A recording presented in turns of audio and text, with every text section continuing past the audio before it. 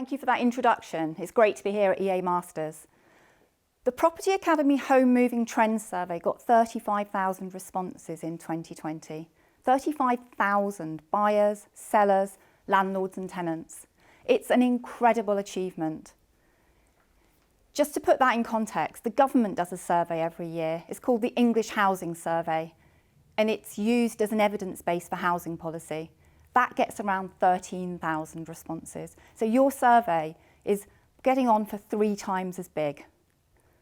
And it really is a testament to the networking capability of estate agents. It went to your contact lists, and it sends back a really clear message that what people want, that people want agents to hear their voices. They want a dialogue with you.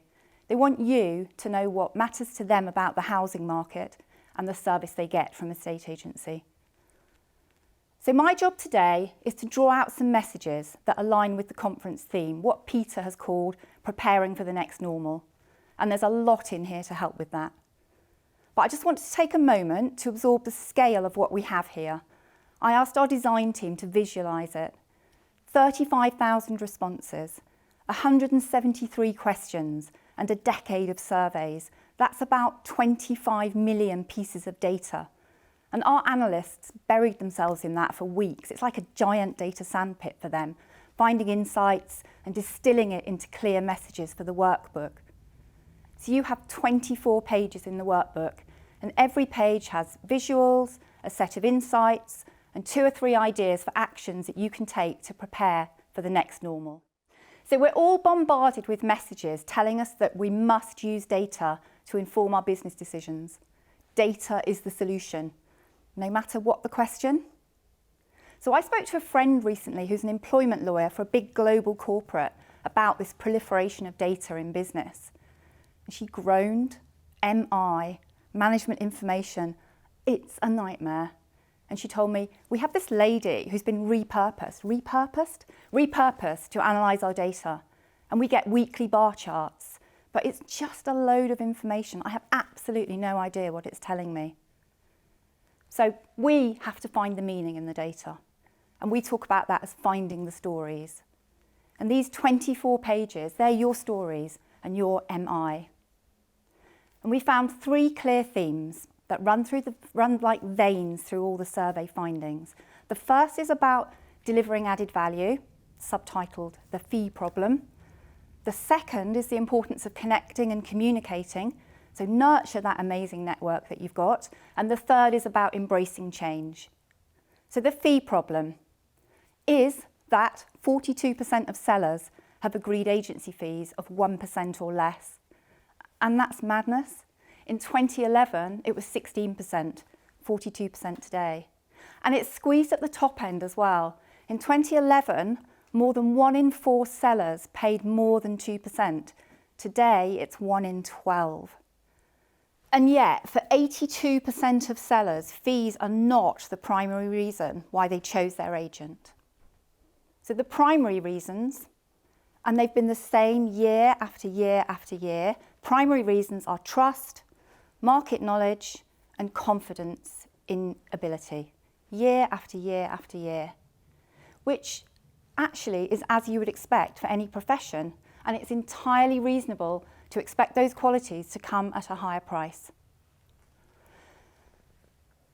What needs to happen now is to re-establish the connection in the eyes of the consumer between the fee level and the service level, or fee level and professional competence. And one way to do that is to share your knowledge. So arm yourselves with the information you need to reinforce that message about confidence in your ability and trust. So let's say you're asked by a customer, is this the right time to sell? So show them the long view. What happened to prices and transactions, not just this month or last month, because this is a big decision. What happened over the last year, the last 5 years? Put it in context. Or show them the impact of low interest rates. What do low interest rates do to prices and volumes? Because we're in a low interest rate environment for a long time now. And tell them as it is. Give them facts. It might not be what they want to hear right now, but if it's the truth, and if you can explain the context, it will earn that trust. So one finding from the tenant survey this year is that tenants are far more concerned about affordability since COVID. Not a great surprise, but show them what's happening to values, offer them some reassurance. You might want to let them know that 79% of landlords who were approached by tenants for a rent concession during COVID were sympathetic. 79% were sympathetic and agreed a rent reduction or a waiver, and that came through from the tenant survey. If your client's a landlord, explain the implications of giving concessions, the implications for monthly rent compared to the risk of a void. And make sure that you always have yields at your fingertips. Be able to explain to that investor client, to that landlord, how yields vary over time or from place to place or by property type. So one of our subscribers to Dataloft Inform told me a story about a developer who walked into his branch on spec to ask, what are ceiling values for an apartment in this area? And he was able to pull up a chart and show the guy maximum price paid for a flat in that locality month by month over the past 24 months. And yes, of course, he won the instruction. But here's the point. The developer said to him, not because you gave me a different answer from the other agents I've spoken to, because you've all given me the same opinion, but because you showed me the evidence. So market knowledge, that was his edge. And people want evidence-based opinion these days.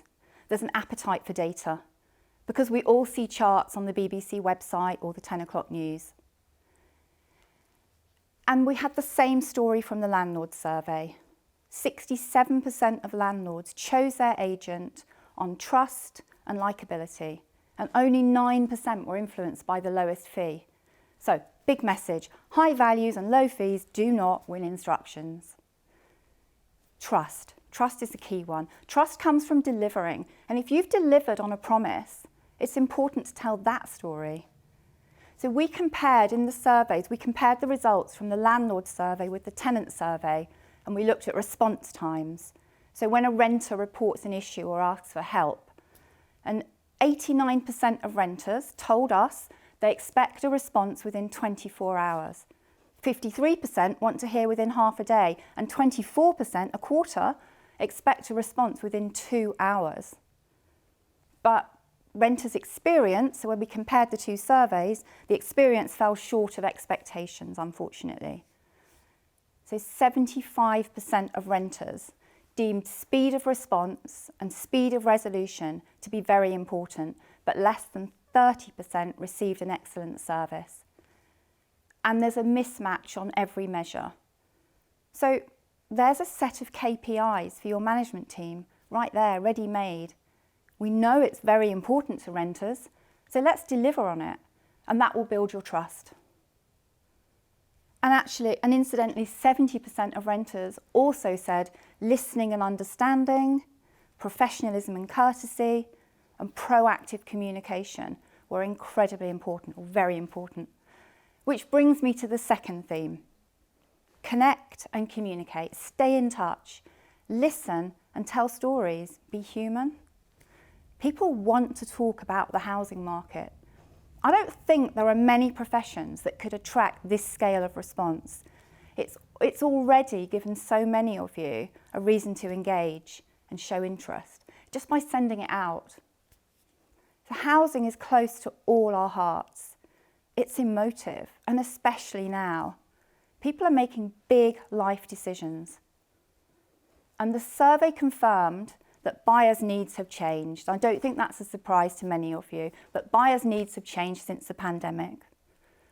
In all sorts of ways, a garden, work from home, wanting to be close to family, second homes, a move to the coast. I gather they're now being promoted as the Zoom towns all along the south coast.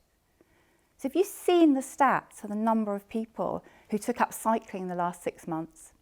Or getting a dog, the cost of a cockapoo, that cute little cross between a spaniel and a poodle, that cost £1,500 before lockdown. But the cost has doubled to over £3,000 during the pandemic. So those breeders were certainly the winners in the coronavirus lottery, and I know I still want one. Okay, and it's not just buyers, renter preferences changed as well in a very similar way. So the top 5, they weren't in the same order, it was the same top 5. Space to work from home, broadband speed, garden, larger property, and affordability. And for a period of time, you, the agent, become a big part of their lives. And that's why likability and trust proves so important when choosing an agent. So when you walk into that market appraisal, you should have a head start over the competition because you're already associated in their minds with all the attributes of professionalism, knowledge, trust, capability. So in our consultancy business, we have to prove competence, knowledge whenever we pitch for a new client. But once we've delivered, they come back and we build the relationship. And that's so much harder for us selling agents when people only move every 18 years, and those numbers are in the workbook. So you absolutely have to stay in touch. Those 35,000 people probably spent a good 20 or 30 minutes filling out this survey, talking to you. So we know they're engaged. Give them something back. You've got 24 pages of content here, and there are so many ways to communicate now. More and more agents are doing regular video chats, Facebook Live, stuff like that, and they're great as long as you've got something to say or a story to tell. And who misses networking breakfasts? I know I do. It's such a nice start to the day, catching up with familiar faces, meeting new people, interesting speaker, free breakfast. So what about all those people who used to disappear on the 805 into the city? They're a bit isolated at home, but they're local. They're local for the foreseeable future. And for many, this is going to be a permanent shift for at least part of the week. And that's a whole new opportunity to build networks. Invite them into your office for a housing market breakfast. A couple of presentations, some takeaway documents, maybe get them to sign up for regular alerts, and a free croissant. I know face-to-face is tricky right now, but that won't be forever. Maybe partner with a local cafe, use their premises. We're here, wherever here is, we're here at EA Masters with a booth or a virtual booth because we need to meet you, our customers, and our potential customers. We're networking with you. And there were some important insights in the tenant survey about communication too. So on the letting side of your business, communication is more regular by necessity, isn't it? Or is it?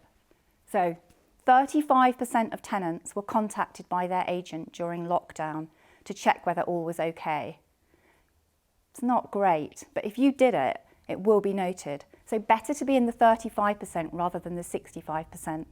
And for tenants living in properties managed by landlords, it was 22% who had contact. So the agent-managed properties were better, but still room for improvement. And that's about the relationship you build with your landlords. So with landlords, there's an opportunity to establish a deep, ongoing client-advisor relationship. Share your knowledge with them. Look at the reasons why landlords invest.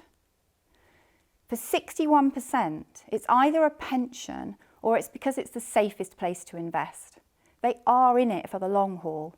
Property is still widely seen as a safe, long-term bet, despite all the policy to discourage it. And yields are still pretty attractive. And 1 in 6 of the landlords in the survey intend to expand their portfolio. So maybe organise a breakfast event specifically for investors, or a webinar in the current climate. 76% of landlords say market knowledge is the #1 reason for choosing their agent. Or how about hosting an event on a really hot topic, new construction and the housing crisis? According to the survey, only 47% of buyers would even consider a new build, and that's the lowest level for a decade. 5 years ago, 75% would have considered new build. And the real issue seems to be a perception that new build homes are poor quality. Is that fair? We often get asked this question in our work, and we have analysis that shows that well-designed homes can attract a premium of 12% over the wider market. And I'm not suggesting that's the whole market, but you're in a position to share your knowledge, even start a debate, because if people won't buy new build, we are not going to solve the housing crisis. And yet, there's huge public interest in protecting the environment, and new build homes are required to meet minimum standards for energy efficiency, and the numbers are all in the workbook. So if you have a land and new homes team, even better, explain to planners and developers what buyers care about and what needs to change. Which takes me to the third theme, and it's about embracing change. So we've talked about home movers and renters making lifestyle changes, and we've talked about how work from home is bringing a new weekday demographic to your local high street. And we've seen how the general population has embraced technology to keep communication channels open with family and friends. No one sees this as temporary anymore. We're in the midst of a revolution in the way we live and the way we work. And the pace of activity in the housing market, that won't last, but the innovation and the change, that will. Okay, so starting with your office. In my view, the pandemic will reinforce the case for a high street office because there'll be a much bigger cross-section of the population around and about in the daytime. So it's probably going to be less important as a shop to find a property, but let's give it a refresh. We've talked about breakfasts. Why not go further? Make your office a high street destination. So agents have always been at the heart of the community. Do you have spare desks, empty meeting rooms? Could you shuffle around a bit and create space, open your doors to people working from home? Could you be the solution for people who want to work locally but might get a bit claustrophobic in the back bedroom? Because the neighbourhood workspace is the next innovation in the office market. And then there's your alternative shop window, your website. There was a big uplift in the importance of the agent's website for renters in the survey this year. So 15% found their property on an agent's website. A year ago, that was 9%. Yeah, so still the portals are the main source, but there's been a significant shift from portal to website, which must say something about the investment that agents have made in their websites. And it's a clear call to get your website working hard for you. And there's a lot you can do to attract traffic with minimal effort. So our product, and others like it, create a local area page on your website and update it automatically. And in the last 6 months, we've tracked over 2 million hits on our subscribers' web pages, on those local area pages. And you can get blogs, legal updates, valuation tools, all of that can be outsourced. And another strong message that came through from this year's survey is the importance of cross-selling between lettings and the sales side of your business. And that probably means investing in your CRM system. But renters are prospective buyers. Do you always make that connection? Do you always keep in touch over a long period? The survey showed us that 12% of renters plan to buy within the next 12 months and 25% plan to buy within 2 years. So make sure they have a good experience as a tenant, and there's tech to help with that. I mean, Amazon is promoting Alexa now to the institutional build-to-rent sector as a management device. But just remember the slide we saw earlier, renters value fast response times, and you can build your brand on the letting side and make the appraisal sales so much easier. So we've all used video. I think probably all of you have used video tours now, but have you thought about home staging? That might really help a potential buyer to visualise how a space could be used to work from home. But you don't need me to list all the outsourcing on offer. Luckily, you have businesses like ICG and Kerfuffle who can really help you sort the exceptional from the good enough. So my point is to embrace change. And I've shown you a very small selection of what's in the workbook. It's crammed full of ideas and insights of how you can share your knowledge to build trust and address the fee problem, how you can keep talking and communicating, You have a fabulous network. Work it.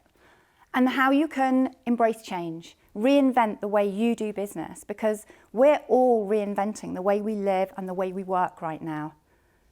And this survey proves beyond any doubt that people want to be in a conversation with you. Thank you.